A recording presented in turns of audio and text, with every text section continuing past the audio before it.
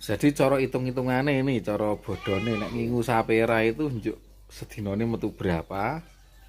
Terus itu intinya kan susu kan keluar tiap hari. Iya. Jadi hariannya susu itu kan sudah dapat untuk beli pakan ataupun untuk biaya anak kandang. Nah, kira-kira perhitungannya bagaimana kalau lebih tertarik ke sapera ini?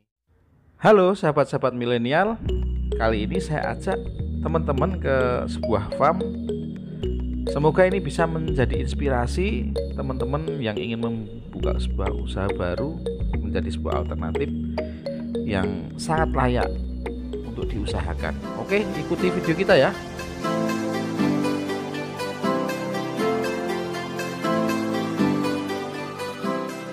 Halo sahabat tani dan sahabat ternak. Kali ini kita berkunjung ke Etawa Trajumas Farm yang ada di Kalirejo, Salaman. Tempatnya teman saya, Mas Slamet Sastro. Oke, di sini kita akan belajar banyak tentang kambing. Untuk itu ikuti karena memang banyak ilmu-ilmu yang nanti akan kita dapatkan tentang kambing. Jadi di sini yang dibudidayakan adalah kambing PE dan sapera. Nah, apa itu kambing sapera? Nanti kita ikuti ya, dan potensinya bagaimana kambing sapera itu. Oke. Ya, sahabat milenial, kita udah sampai nih di tempat farmnya Kang Slamet. Cuman karena kita nggak janjian, ternyata Kang Slametnya sedang ngambil pakan.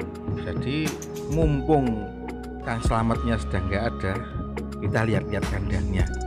Kira-kira kayak apa, terus apa saja yang mungkin bisa kita tiru dari kandangnya. Ya, di depan kita ini adalah style kandang PE, karena memang Kang Slamet ini dulu pecinta PE. Jadi kalau style kandang PE juga seperti ini, ukurannya, lebarnya seperti ini. Kemudian kita lihat-lihat di kandang sebelah, ini yang kandang baru. Nah, ini adalah style kandang Trajumas Farm atau kelompok di Trajumas itu kebanyakan seperti ini. Bersih teman-teman sekalian. Karena memang ketika membuat kandang tentunya kita harus membuat kandang yang mengenakkan kita bekerja, kemudian kita nyaman di sana. Jadi karena ini kantor kita sebagai peternak, ya tentunya kita buat sebaik mungkin kandang itu agar kita selalu nyaman bekerja. Nyaman itu kan enak. Dan ini sahabat-sahabat milenial semuanya, ini adalah kandang umbaran, dimana kita bisa mengumbar atau membiarkan cempe-cempe dan dewasa kadang-kadang itu di tempat yang terbuka agar otot-ototnya lebih lemas dan mereka akan lebih gembira kalau diumbar seperti itu. Oke, kita bisa lihat itu kambing yang putih-putih ini seperti ini. Ini kambing sapera teman-teman. Kemudian oke, kita lihat sekarang persediaan pakannya Kang Slamet. Oh, ternyata pakai kulit ketela Kang Slamet itu. Memang ketela itu mempunyai kadar karbohidrat yang bagus, sehingga itu akan membuat susu kambing menjadi enak dan volumenya banyak. Ini salah satu salah satu resep itu pakai pakan itu. Nah, ini pakan andalan di sini. Ini adalah silase daun rambutan. Jadi kambing-kambingnya di sini sangat suka sekali daun rambutan, dan paling tidak daun ini juga mudah untuk dicari. Nah, ini memang di sini sangat banyak pohon rambutan ya, jadi dibuat menjadi pakan silase. Silasenya sangat wangi teman-teman semuanya. Nah, ini silase odot, jadi itu tadi yang menjadi pakan miliknya Kang Slamet. Ini silase odot, bagus sekali silasenya. Ini Kang Slamet tuh ahli membuat silase nih. Silasenya tidak berair, secara fisik masih bagus, dan wangi sekali ya baunya.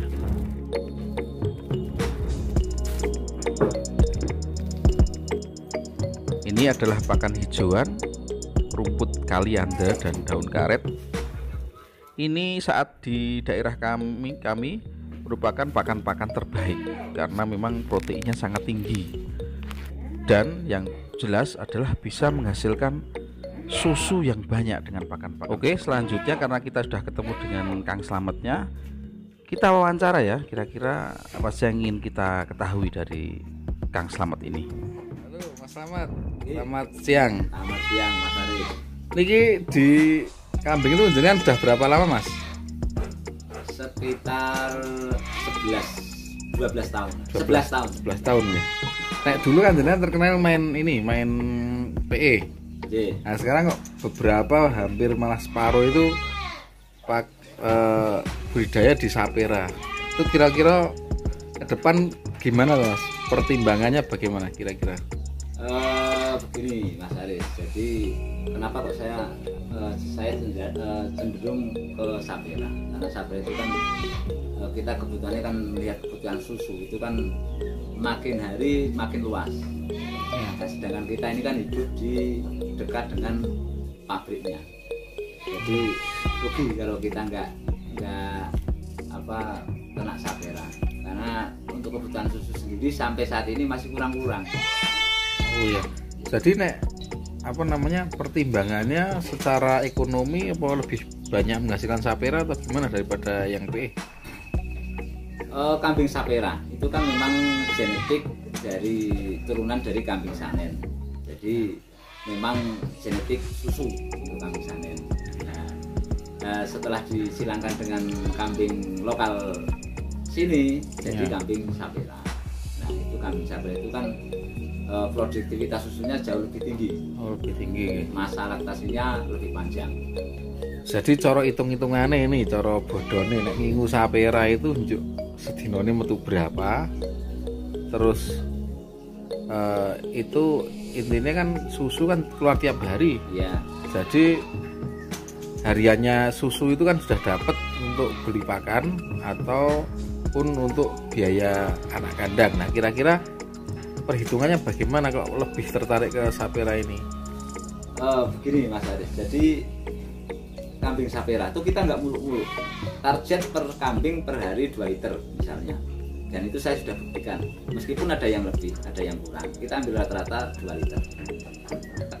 Kita umpamakan saat ini susu kita dibeli siapa pengepul di kandang. Kita dibeli 15.000.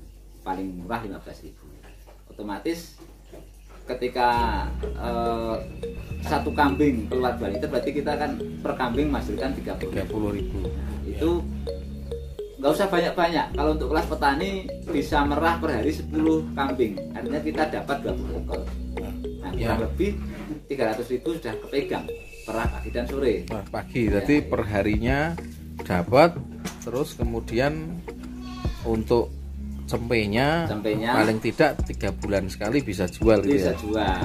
Oh, jadi berbeda dengan kambing yang lain yang misalkan hanya breeding, itu kan paling tidak baru 3 bulan dapat hasil ya. Iya. Tapi kalau Sapera bisa tiap hari bisa menghasilkan paling tidak untuk operasional ya Mas. Betul. Oh iya. Jadi kalau ke Sapera itu kan kambing di jadwal kawinnya paling tidak kita dalam 1 tahun itu punya 2 siklus. Jadi 1 siklus misalnya kita piara kambing 20 ekor, 10 ekor itu dibuntingkan dulu, nanti yang 10 ekor kita perah. Makanya tidak akan pernah putus penghasilannya hariannya. Nah, jadi kalau perhitungan secara ekonomi kira-kira minimal berapa biar operasionalnya nutup, hasilnya juga lumayan untuk kehidupan gitu, kira-kira kita harus ngingu berapa Mas pemula gitu? Kalau saya bandingkan ini Mas yang saya perlihatkan itu kalau kehidupan di daerah sini, misalnya untuk petani kecil, peternak kecil, piara 10 ekor, 5 ekor diperah, 5 ekor dibuntingkan, itu sudah kalau ditangani sendiri sudah cukup, tapi itu ditangani sendiri. Itu belum skala usaha. Kalau udah skala usaha nanti lain lagi perhitungannya. Ya di atas itu kira-kira ya kira-kira 20 ekor bisa untuk menutup 30 ekor. operasional ataupun tenaga kandang gitu ya. Betul, soalnya operasional di pakan juga mahal Ya, tenaga juga sekarang UMR-nya juga lumayan. Oh, ya. Oke, makasih Mas Slamet atas informasinya. Besok kita belajar banyak lagi dari sini. Mas Aris, siap. Baiklah sahabat-sahabat semuanya, itu kita wawancara dengan Kang Slamet, owner dari Itawa Tajmas Farm. Tentunya ada pertanyaan, silahkan tulis di pesan ya, apa yang mungkin mau ditanyakan. Insya Allah kalau kita bisa menjawab, kita akan jawab. Kemudian jangan lupa selalu subscribe, like, dan komen agar channel kita semakin berkembang, kita lebih bisa memberikan informasi-informasi kepada teman-teman semuanya. Oke, ini salah satu sosok jantan Sanen punyanya Kang Slamet seperti ini, induk dari kambing Sapera, teman-teman semuanya. Oke, thanks for watching Penyuluh Pertanian Official. Selalu ikuti ya, ada saran atau mungkin apa saja yang perlu kita liput, silahkan di komen channel kami, sehingga menjadi perbaikan bagi kami untuk selalu bisa menyajikan informasi-informasi yang lebih berbobot, lebih bermutu kepada teman-teman semuanya.